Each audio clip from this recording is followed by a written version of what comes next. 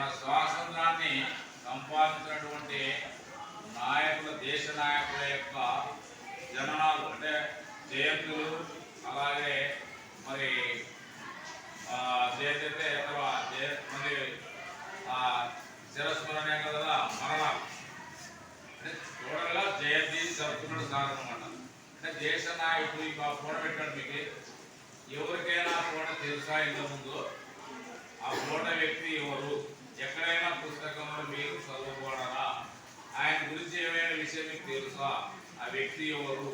మన దేశానికి ఏం సాయం చేసినాడు లేదా ఏ పాల్గొన్నాడు అనేటువంటి విషయాల మీద సార్ పైసా లాభం లేకుండా ఆదాయంలే ఉద్యోగం లేని కేవలం సామాజిక పరంగా పిల్లలకి దేశ నాయకులనే తెలియజెప్పాలా, దేశం యొక్క మహోన్నతిని ఆయన పిల్లలకు కలిగించాలి, మన దేశాన్ని మనము గౌరవం కాపాడుకోవాలి, మన జాతిని నిలుపుకోవాలనేటువంటి గొప్ప సదుద్దేశంతో చిన్నపిల్లలైనా మీకు ఇప్పటి నుంచే నేర్పాలని సారు ఈ పాఠశాల ప్రతిసారి వస్తూ ఉంటాడు.